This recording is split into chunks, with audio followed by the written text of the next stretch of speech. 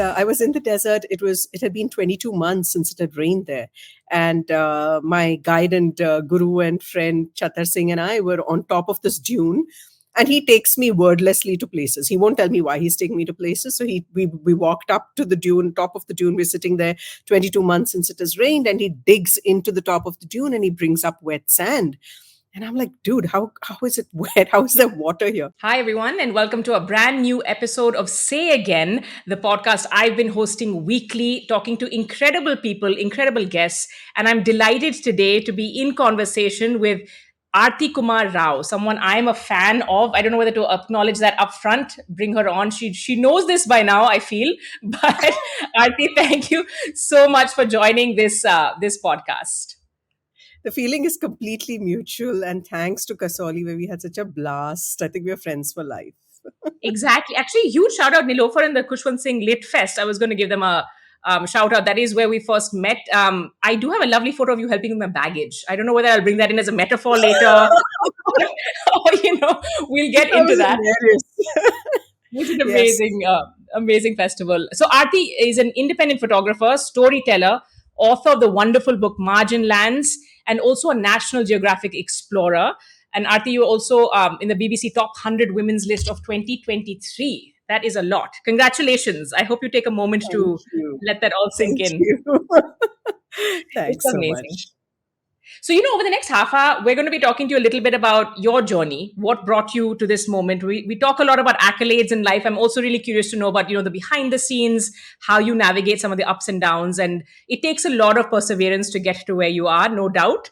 But let me start by asking you more about Marginlands, the work you've been doing, and why, what interested you really, first of all, in let's say slow journalism. It's a concept that you've been talking about for a while. I think several years ago on Twitter is the first time I saw the platform formerly known as Twitter is the first mention I saw of that. What was it about slow journalism and storytelling that you found so interesting?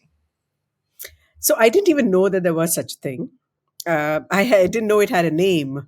And I came upon it quite by chance and purely because of necessity. I was in the desert and I was hearing these stories of these wonderful methods of rainwater harvesting. And I realized that I couldn't tell the story with just one visit or even two. I had to keep coming back to the desert over a year to see the whole cycle of seasons play out in the desert, because the desert responds differently, the people use the desert differently over the seasons. And so I ended up doing that, where just one or two stories came out after almost 14 months of being in field.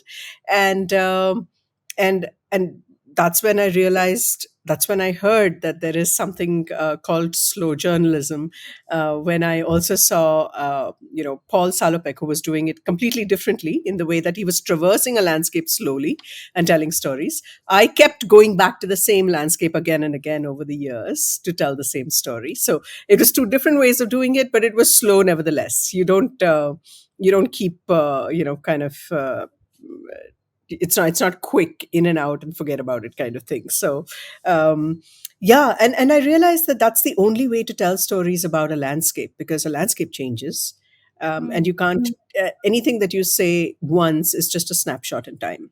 It doesn't give you a full picture of how the landscape behaves, or how the people and the intersection and the interaction between people and biodiversity with the landscape behave. So the whole thing needed investment of time. And I decided that that is how I wanted to tell stories. And even today, I tried to do a quick story very recently, and I was like, not my cup of tea. I feel like I have to come back and go deeper and kind of just spend time in the landscape to be able to truly understand it and have it open up to me and me open up to it. So yeah, that's how I guess slow journalism began for me. I had no clue that that's what it was called. I just thought that's how you tell stories of landscapes.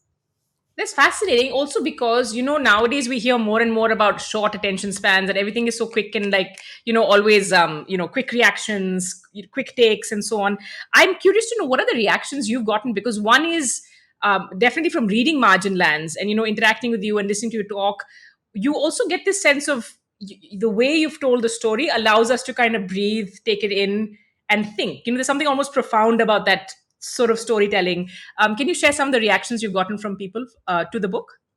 Yeah, I think one of the main or the most common reactions I get to the book is fascination with the desert, and we didn't know that's what a desert was like, and we loved the way you talked about the 40 names of clouds and so on, and I realized that people were gravitating to the landscape that I had spent the most time in. While I did spend 9 years in the Ganga Brahmaputra basin, I was kind of all over the basin. So many of the stories are from different parts of the basin, but really the story of this one district in Rajasthan, and me having spent close to 1.5 to 2 years in it.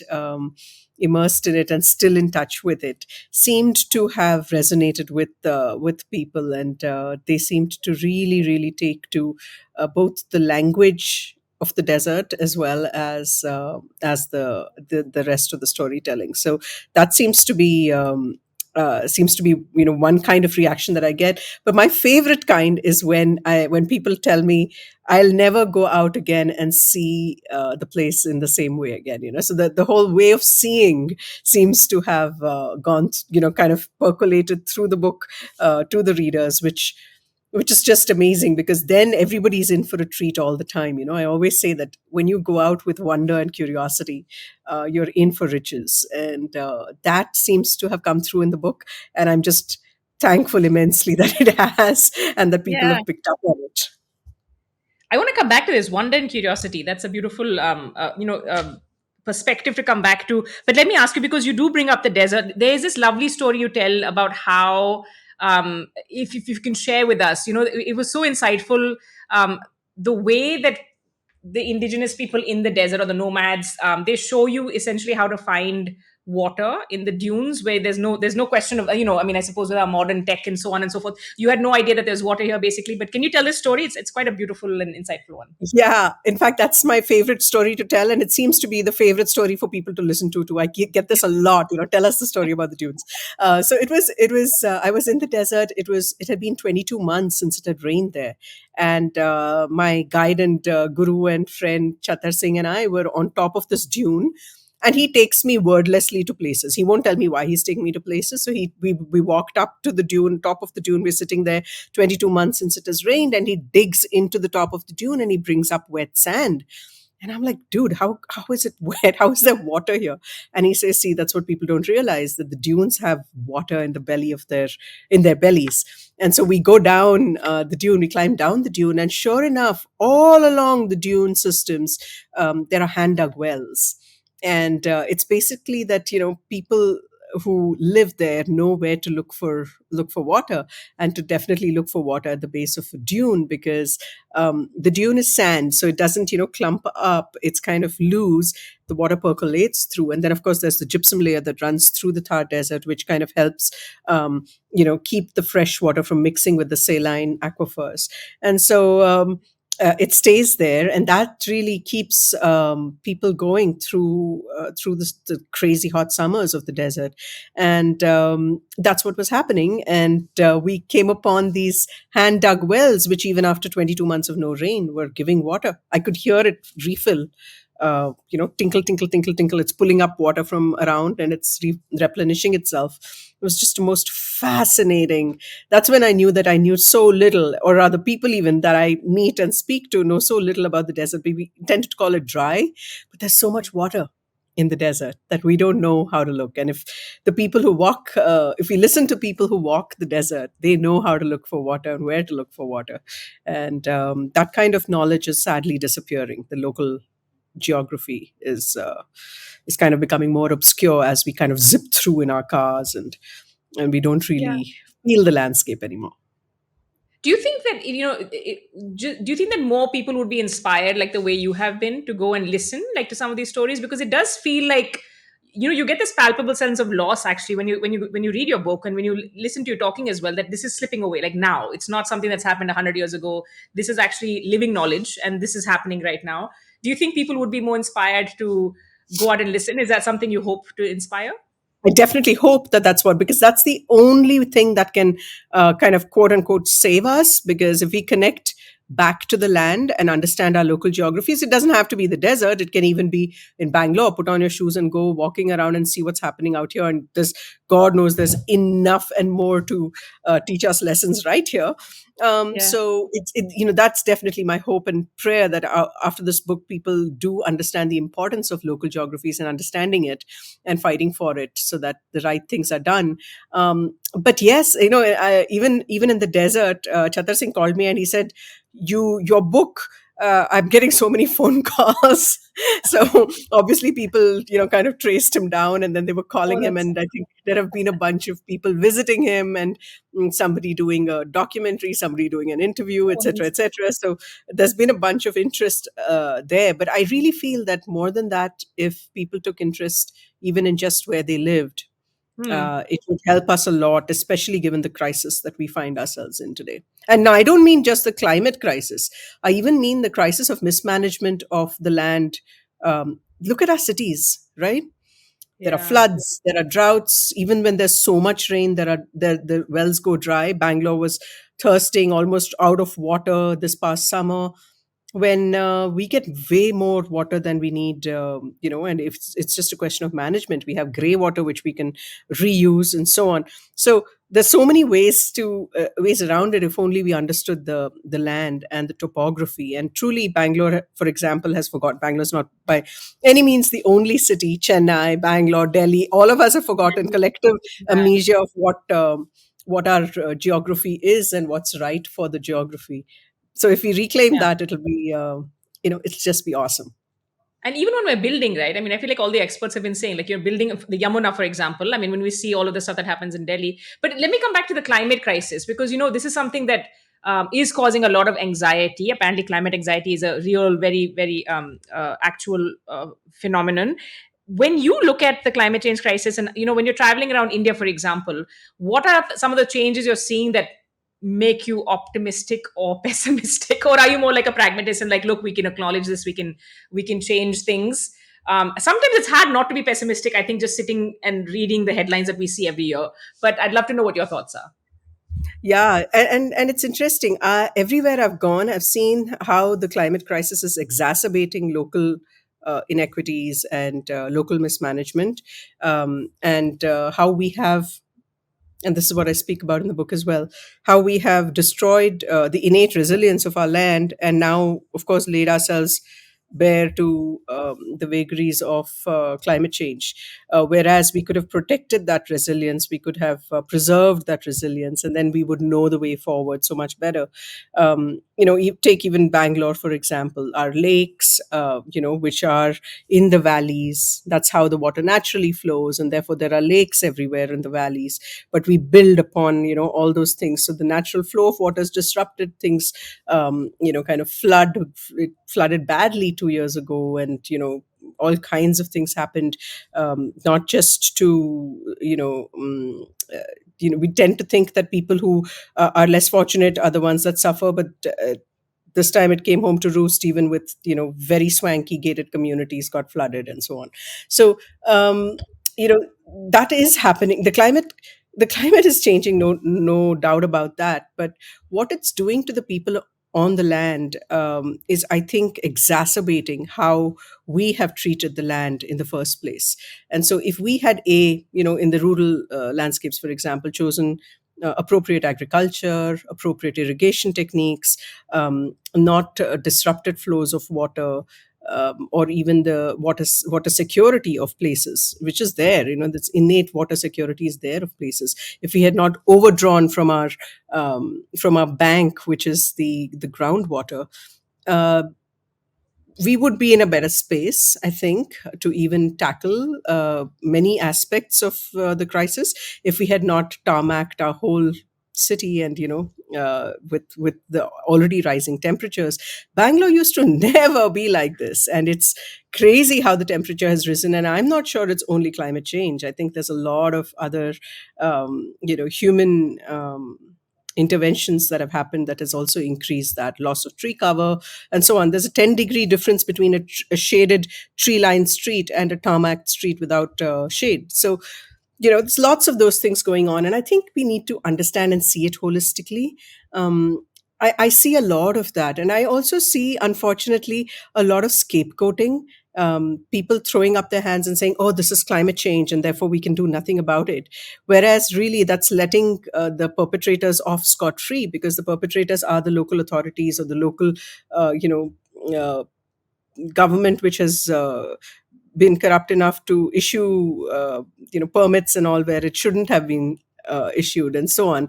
And so it's easy to blame climate change, and while climate change is very real and it is going to cause havoc, we should clean up our homes first, and you should do a little bit of housekeeping to get the land in order, make sure that we are ready to protect what we have, and then be ready for what this climate change is going to throw at us. So yeah, I'm seeing it a lot, but I'm also hopeful that if there is a will, we can change. We can surmount this. We can do the right thing. uh, we can do the right thing by, even just look at the way the migrants have to live.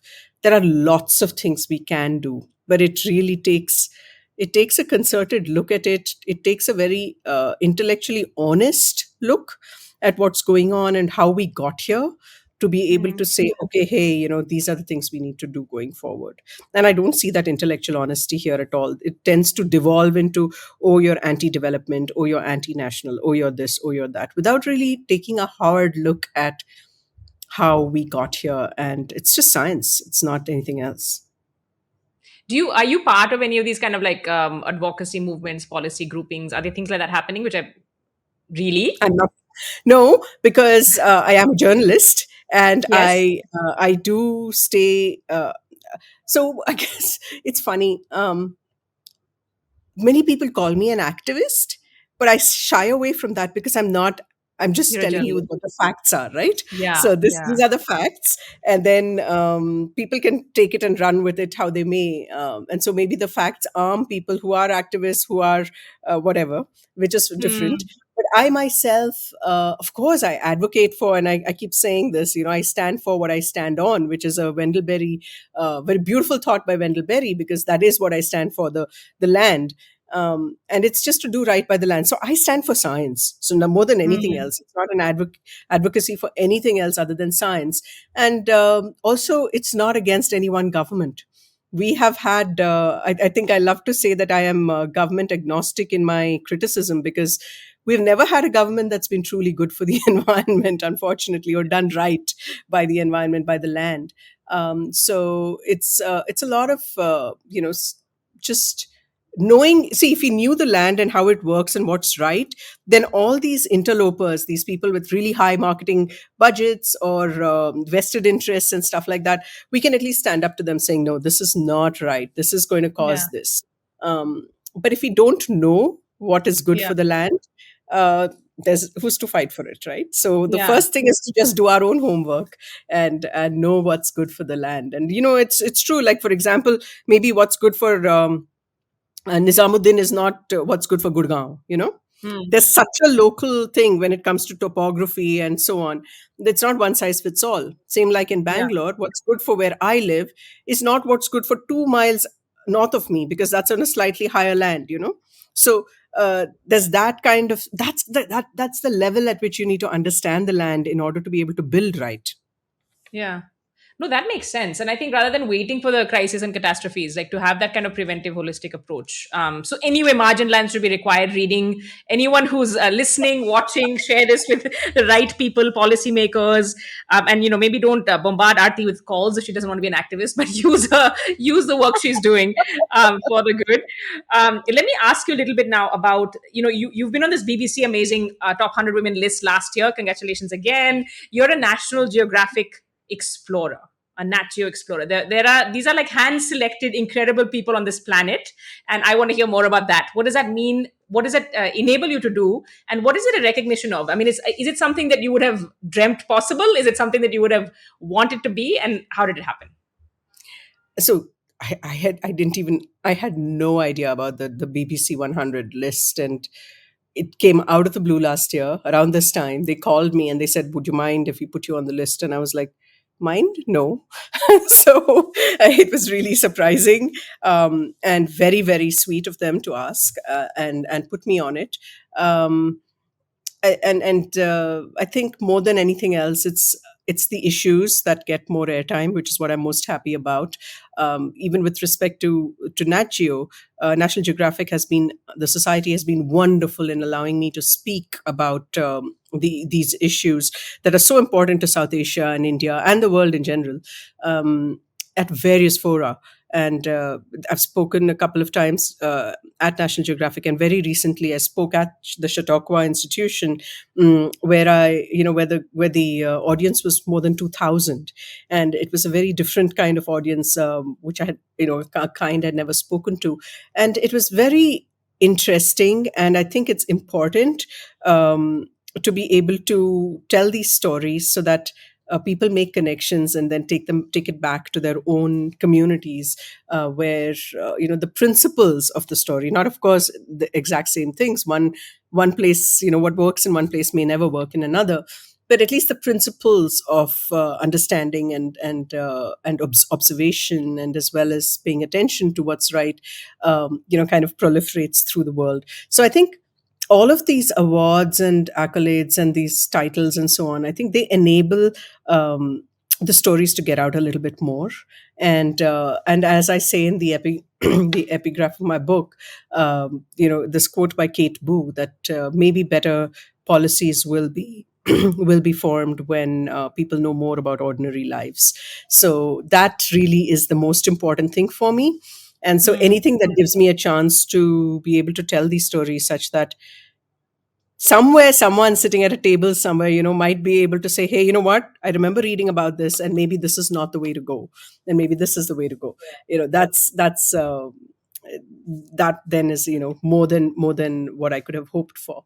So that's really, think all of these things, it opens doors, and that's Yeah. beautiful, because like it or not, we are still in a very we are very in a very skewed world, where when the West acknowledges you or your work is when you seemed to be validated. It's Mm. really sad. It's really sad, but that is how it is still. And the thing is that it does open doors, and as long as the word or the issues get their fair time, because that's really what is pressing right now. If we don't tackle this right now, we're kind of down a very slippery slope. And not just for Mm. us, some of us might be privileged enough to buy our way out of trouble, but we are talking about hundreds of millions of people who can't do that. And COVID is another thing which came back to bite us, to show us how nobody is immune to all of this, Yeah. right? So Yeah. Yeah. it really is now that we need action. It is now that we need the people at the top to really sit up and take notice. So anything that helps get the word out is welcome. No, that makes a lot of sense. I think you also didn't tell me whether you're an optimist or pessimist, but I'm getting more and more pessimistic listening to Oh, all I'm of the so things. sorry. See, that's the thing. The problem with my stories is all of them are sad, but I'm a huge optimist. It comes Okay. back to the wonder and curiosity thing, because Yeah. I feel that anytime a person steps out and loves to even look at a flower, or look at a leaf, or look at a tree and marvel at it, as long as that wonder is there, I think there's hope for all of us, because that's all then you want to preserve that, right? Then you want to Yeah. fight for it, because there is that wonder, there is that curiosity. It's like, how does this work? Oh my god, Yeah. what lives here? Or how does this bear survive here? Whatever it might be. It might be a bear, it might be a bee, it could be Yeah. anything. And as long as there's that wonder, then you say, oh my god, it lives in the soil, we need to protect the soil. It can't be, you can't cover it up with concrete because bees live here, something like that, right? Mm. So that has wonder will make you want to preserve and protect. And I think that's why I feel wonder is super important in our Yeah. lives. And as long as we have that, we're in good space. And also, I come across so many people doing such good restoration work, Amita. Like Pradeep Krishan, Mm. who restores things in the desert. But there are tons of people who are, I know, Divya and Sridhar in the Animalize, who are restoring rainforest patches, fragments. Wow. And these things are so important. The restoration of ecosystems is so important that I just truly feel that as long as we have people who are doing those kinds of things, not just tree planting, I'm steering clear from that. It's not planting, it's actual restoration of ecosystems and understanding how things interact and can interconnect. And so to be able to, spend time slowly and it's a life's work to be able to, bring back those ecosystems to life and to make them thrive. I see so many people doing that kind of stuff that I feel we're on our way.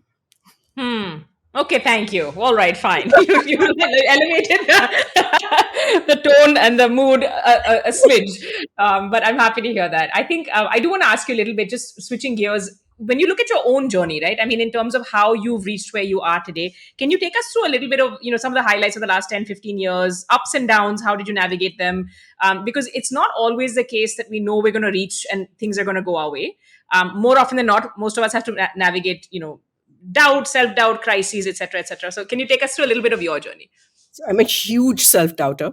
I used to have a huge imposter syndrome, like huge, and big self-doubt. In fact, I'm so glad to have had mentors who tell me to, who helped pull me out over these last 10 years, 10, 12 years, kept pulling me out of that self-doubt and pushing me towards doing work, which kind of decreased the self-doubt a little bit, but it was pretty rooted, I must say, the self doubt. But then it's interesting that. Let me answer this in two ways. One was the logistical way. Okay, so I was starting out I had left my corporate job and I was trying to break into storytelling. And the life of a freelancer, as you well know, is not easy.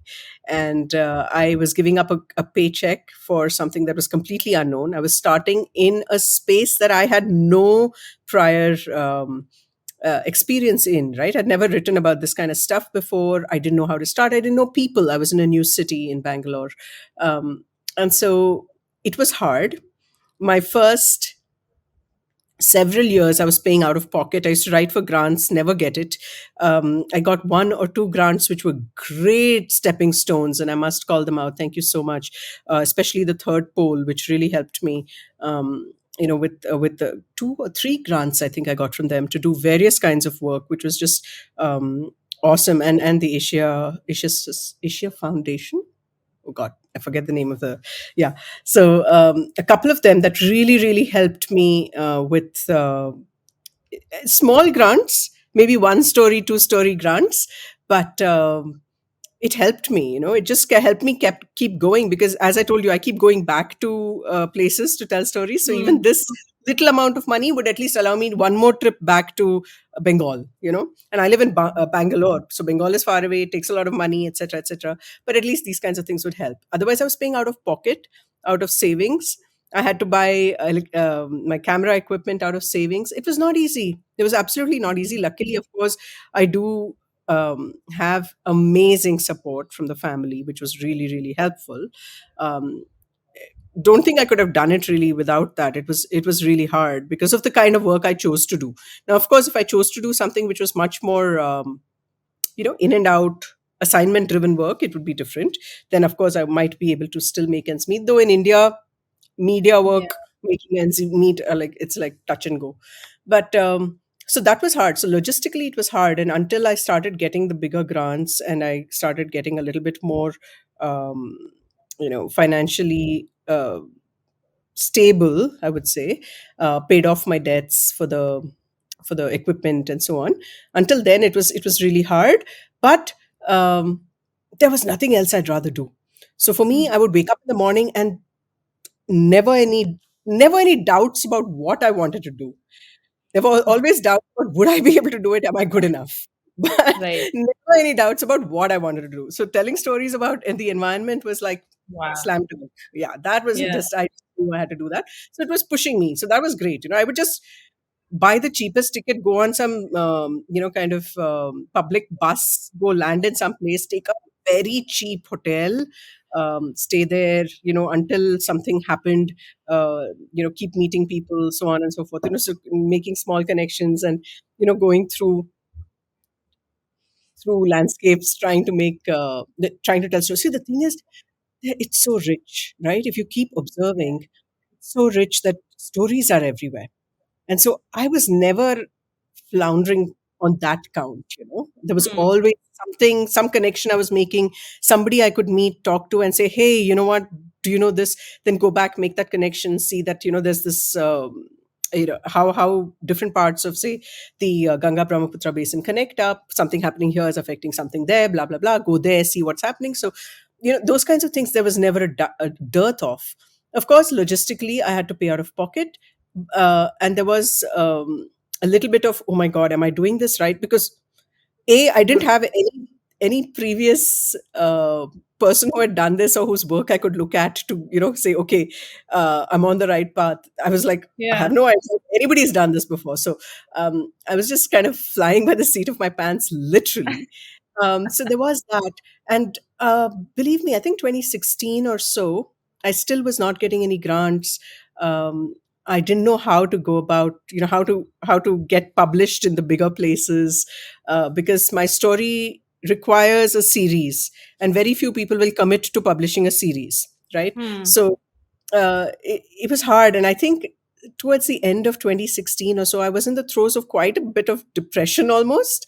Never got it diagnosed or anything, but I was like, oh my God, this is just like nothing's happening, so on. Um, but slowly just kept plugging away. 2017 was a little bit better. Again, I was out in field. Every time I was out in field and meeting these people, I realized that my woes were minuscule compared to what's going on out there. So Hmm. that kept me going, the fact that I wanted to tell these stories and really bring that to people who live like I do, with a roof over your head, a hot food on the table, and so on. Nothing to worry about truly, compared to the kind of people who are really losing a lot of stuff. So that kept Yeah. me going. But I think it was when I started getting grants, again, like a National Geographic grant or something like that, which then started making me stand a little taller. Just that, just like, okay, fine, now I can do this work, and I can, I'm worthy of it. Almost sad, very sad, but that is how it began. That's how it began. And then afterwards, when I started writing Marginlands, Amrita, it really helped bring it all together. I started seeing things. I started believing that I could actually write this, that I could actually tell these stories in a worthwhile way. And I don't know what flipped. Um, Somewhere through writing Marginlands, this imposter syndrome kind of went away. So strange, I used to always wonder, am I, you know, I, who am I to tell this, and so on. But me having gone and seen these things and spent time in these places and then writing, it it just kind of made that demon inside me, which used to ask these questions, smaller and smaller and smaller and smaller. And um, and it also made ambition vanish. Very weird. There's nothing. And I think I'd spoke about this with Amit as well, Amit Varma. um, there's very little that I feel like, oh God, I must do, Hmm. because I just feel that this is my life. Observing, telling stories, this is my life. There is no goal to get to, or something like that, Hmm. there's no ambition left. um, and uh, and it's not because I wrote a book. It's just that through the writing of a book, I just felt that this thing is so much larger than me. Hmm. What's happening in this world is so much larger than me. I'm just documenting it, yes, but it's not got anything to do with me. And in fact, people would tell me there's not enough of you in the book, and I'd say all of the book is what I have noted, or what I Yeah. have observed, what I have written, right? All of the book is me, actually. But in some ways, yes, none of it is me, because I haven't inserted myself in it. Because Yeah. I just feel that what I'm seeing and the people I'm trying to write about, it's about them. It's not about me. And so I felt like I really fell away through the process and That's came pretty out cool. so much better, Amrita, so much better. Now I don't have anything to prove. I don't feel like मुझे कुछ कर दिखाना है, कुछ नहीं, कुछ नहीं. Yeah, that is amazing. I mean, the book, you're right. I mean, when they're telling you that they're right in a sense, but the lens is you. Like, I mean, you really get a sense for you, the person, through the way you've told these stories, and how you've documented and gone back. And I wonder, though, do you have a message before I give you my emotional baggage to hold and talk to me about aging?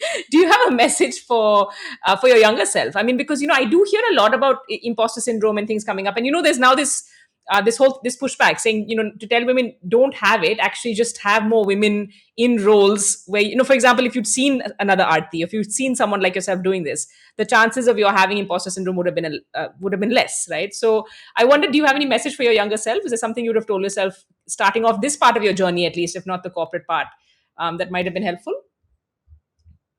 Yeah, I would have just said,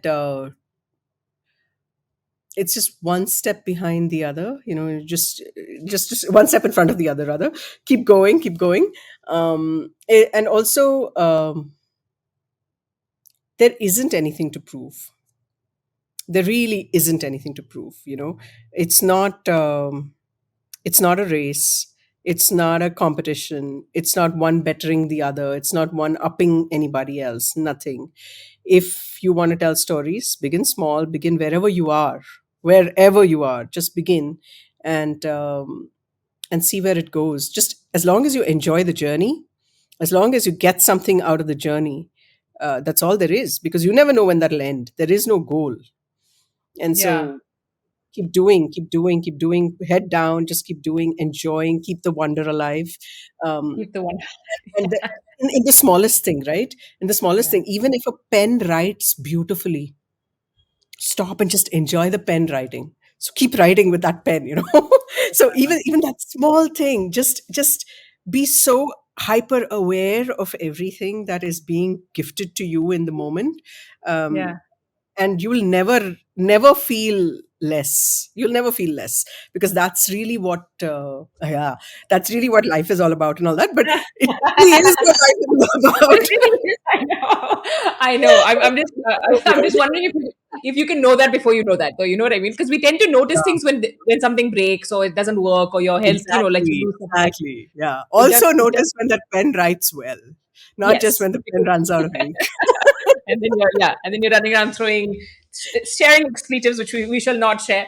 Okay, so now I give you back my baggage to say, so I am definitely at that life stage where I've just been thinking a lot over the last few years of like legacy, what do I want to do. I've had some mission driven work, and I love having a purpose and all of these things. I feel like I still have things to prove, probably to myself, but I'll come back to listen to this and then probably let that load down. But when you look at aging, right? And this is something I'm going to definitely be asking the male guests on my podcast again. So everyone keep me honest. When you look at aging as a woman, as a professional, even in India, I feel where it never used to feel like such a thing. It's become a thing. I feel now everyone is on social media. Everyone's performing to some extent. It's not just people who are on screen or um, when you look at some of when you look at some of Zinat Aman's posts, for example, I'm like, oh my God, if Zinat Aman can feel I can understand she's an icon, but now everyone's kind of in the same boat, right? Because we're constantly performing to some extent. I want to ask you a little bit of if you find anything liberating about aging, if you find anything positive about it, if you just feel like, listen, everyone just, put your laptop and mobile phone down, go outside, and you'll stop worrying about this because there are bigger things to think about. How has your relationship been with this whole process? Very interesting question, and something I have been thinking about a lot. And it's funny, in the middle of the night, if you were to wake me and ask me what age are you, I've kind of stopped at 23 mentally. Just it's just stopped at 23. But of course, when I'm awake, it's very different. My body tells me differently too. Uh, so all of that. But you know, it's very it's how I see it. I was for almost 10 years in corporate life. And when I look around me at the storytellers today, my peers, they're at least 10 years younger than me. Everybody is at least 10 years younger than me. And I feel like I used to feel like I lost those 10 years. And so now when people say, oh, young professional or young journalist, young storyteller, young filmmaker, I feel that how much time has somebody spent in a particular genre? That tells you whether you're young in that or not. Like, for example, very often I had people who were way younger than me who are my seniors when it comes to storytelling because they've been doing it for 30 years, right? I've been doing it for 10. So it was just like, wait, how do you look at age? What is age? And is age a biologically, like, I'm going to start, I want to write for films next. I want to write fiction, and I'm going to start writing that in my 50s. Now, does that make me young? Does that make me starting beginner again? But I'm 50, right? People will never talk about me as young. It'll be old, right? So, again, so what is age? And other than, of course, physically seeing how my body is changing, which, of course, it happens to everyone, um, I feel that there is a certain freshness in starting over which defies age. You know, you really feel like you have nothing to lose because you don't know anything yet. You're starting, and that feeling of beginning, it's called the beginner's mind or whatever, where your possibilities are endless, is liberating. Because you have no if somebody comes and says, oh, Aarti is an expert in this, let me ask her. First thing I say is, I'm not expert. I'm learning. Nothing I know is gospel, and nothing, because it's all trial and error. It might work for you, it might not work for you. It might work for me today, it might not work for me tomorrow. I reserve the right to change. And so that keeping a fresh mind, it takes some doing. It's not easy because, of course, we all come with so much baggage. But that really is liberating. And I think as I've gone on, that whole thing of trying to prove myself and to try to show that I have reached somewhere or that I have done something, that want has just fallen away. And when that want falls away, and when everything you're doing is just for pure learning or just for pure joy of it, that's it. Um, then age does not matter, and it's just extremely liberating. At least again, this is my I love how I it. That's and so for I'm gonna me, take it's that. beautiful. Yeah. It's just Yeah. beautiful right now. I'm like, yeah. So today I'll stand in front of a canvas. I have never painted on a 4 foot canvas before. So yay, start, Yeah. see where it goes, right? And there's nothing I have to prove. There's nothing I have to live up to. There's no rep to protect. Nothing. And That's so, awesome. That's very cool. That's very yeah, freeing. That's very liberating. it's You're right. very liberating. It's very liberating, and therefore you can also be a lot less pretentious. Yeah. Yeah. You're just like, yeah, this is who I am. I make mistakes. I will mess up. Yeah. Take it as it is. Be That sure that I'll and mess up. removing that pressure to like not to protect your failures and mistakes and not let people know you're human and flawed. I love that. Yeah, Okay, I yeah. could talk to you forever, but we have to keep an eye on the time. You have to go as well. So last two questions for you. One is to think about anything you want to share. What are you reading, listening to, watching that you want more people to know about, that you're enjoying? I am trying to teach myself how to write fiction. So I'm reading a Oh, lot of fiction now, and I have not read fiction in a long time. I used to be so steeped in nonfiction. I used to read a lot of yeah. nonfiction. So I'm reading a lot of fiction. I just discovered Donna Tartt, Oh, and I told this to Nilanjana Roy. Do you know Nilanjana? And she was like, "What the hell? You mean you've not read her before?" And I was like, "No, I haven't." So I'm enjoying that kind of stuff. I'm nice. enjoying discovering fiction, reading widely. I'm enjoying movies that I'm watching, Lapata Ladies, and a lot of different varieties of movies that I'm watching, which I'm really loving because I do think that some of these issues that I write about in nonfiction will reach a far larger audience if it were fictionalized. And Hmm. I need to get there, and I just want to get there. I want to explore that to see how that'll come out.